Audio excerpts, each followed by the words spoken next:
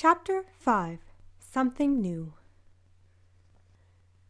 A few days went by, Chomper spending it with Ruby rather than with the fast-biters, who were annoyed with him for putting off his training.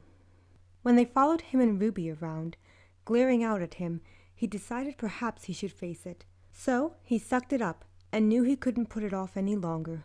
When Chomper saw Ruby was eating and busy, he went to seek out Screech and Thud, finding the pair guarding the land path. Approaching them, they turned to him, Chomper looking to the beach across from the island. "Any sign of intruders?" "Intruders?" "Yeah, the challengers." Right.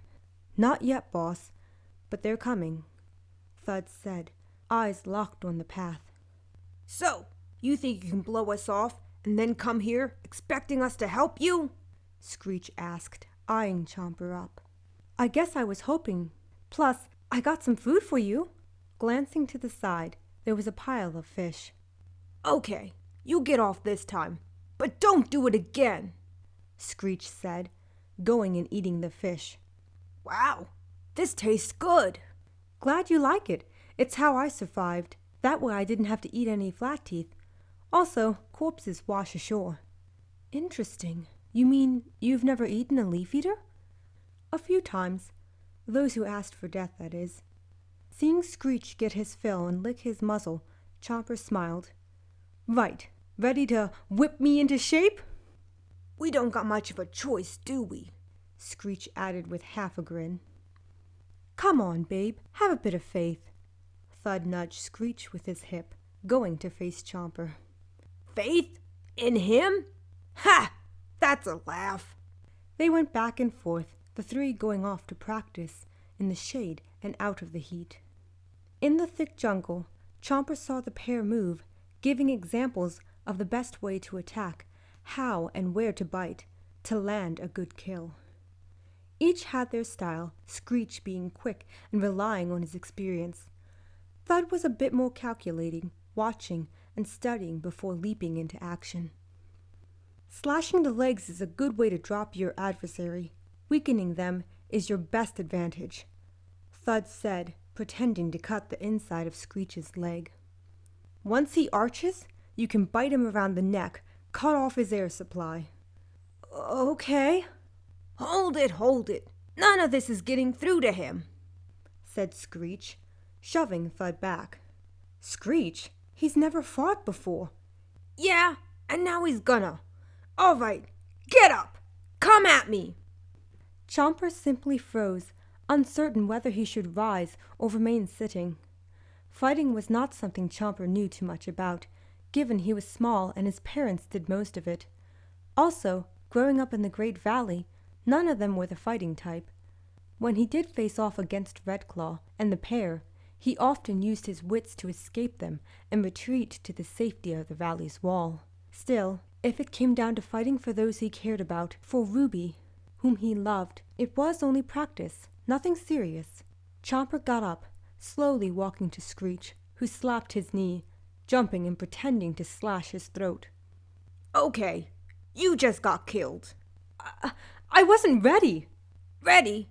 Either you fight or you die." "That's not fair. You started sooner than me." "There is no fair in battle. None. Now come at me, coward." Chomper swept his tail, holding back, not wanting to hurt Screech, who wasn't keeping anything back. For he ducked under Chomper's tail and leapt onto his back, standing and rolling his eyes. "Do you know what you did wrong?" No?" "Everything!" shouted Screech in Chomper's ear. Over and over Chomper showed restraint, Screech becoming annoyed, while Thud shouted out pointers. Repeatedly, Chomper found himself losing in every scenario, afraid he'd hurt Screech. Screech got in a few swipes, almost cutting or biting Chomper, trying to get his point across, to take it seriously.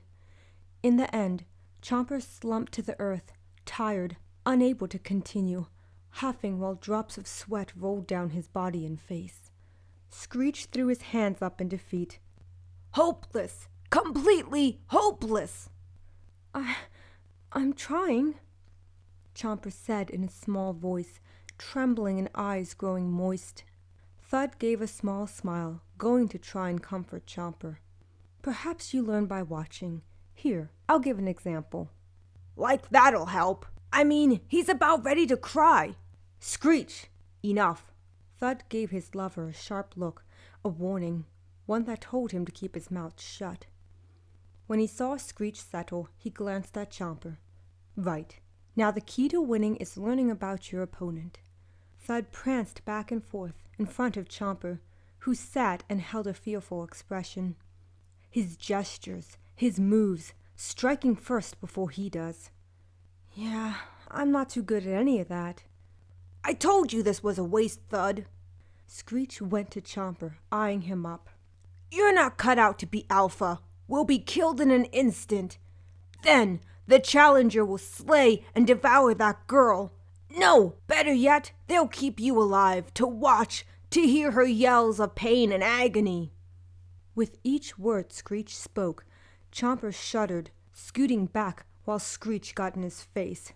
Stop talking, please. Chomper spoke softly, not liking how Screech talked in great detail about the killing of the one he loved. I'm sorry, does that bother you? The idea that they'll beat you, take all you care about so easily? Well, guess what?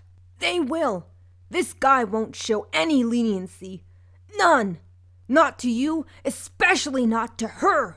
They'll tear her apart limb from limb, bones snapping like twigs, eating upon her flesh, drinking upon her blood, relishing in every single moment. And you'll be powerless to stop them, completely at their mercy. Shutting his eyes, Chomper felt something strange bubble up within, a wave of anger moving through him.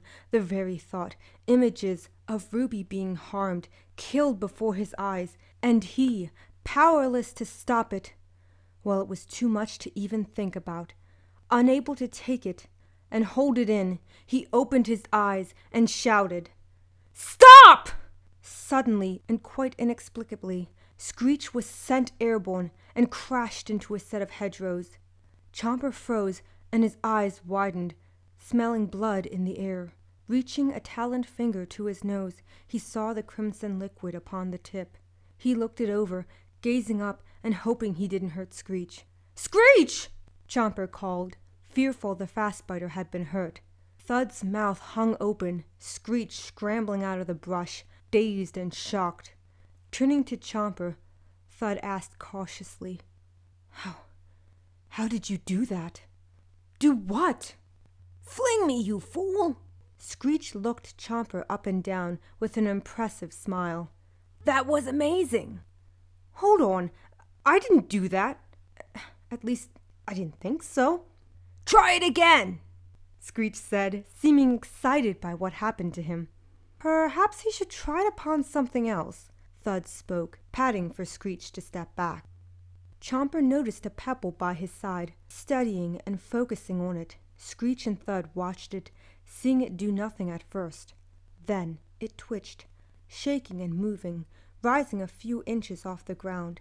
They looked to Chomper, seeing blood trickle down his left nostril, taking a good deal of energy to accomplish such a task. Suddenly, Chomper slumped forward and huffed, sweat rolling down his brow. "That's it! Boss, I think you may have found a way to beat this guy!" Thud spoke with joy, patting Chomper's side. "With a lot of training, you might be able to lift and toss the challenger around easily." "Are you kidding, Thud? With such a gift, he could simply snap the guy's head from his neck." "How long have you been able to do such a thing?" Chomper was in shock, going over how he did it. Never in his life had he been able to move items with his, well, he wasn't quite sure what triggered such a thing. It happened when he was angry, was worried for those he loved. If that gave him the special power, he'd be a fool not to use it, to protect Ruby and his home. "This was the first time I've ever done anything like that, at least from what I remember," Chomper admitted, seeing the two give him a confused expression. "A few days back, I almost died. Do you think that has anything to do with me developing this gift?" "Perhaps," Thud added. "Either way, this is great news. Lucky for us he didn't have it when he was smaller. Imagine the damage he could have done to us back then. Ha ha! Screech said, laughing and patting Thud's back. Yeah, this is great. Chomper, with the help of Screech and Thud, namely Screech taunting him till he let loose, releasing his anger and moving Screech, who landed in a pile of leaves they gathered up. Again Screech got up and was ready for it, seeming to enjoy being lifted and tossed by the unknown force. It was a long and grueling day, so when it was close to dusk, Chomper ambled back to the nest. Ruby wasn't there, thus he went to get some food for himself and his guests, who expected a good meal for their help.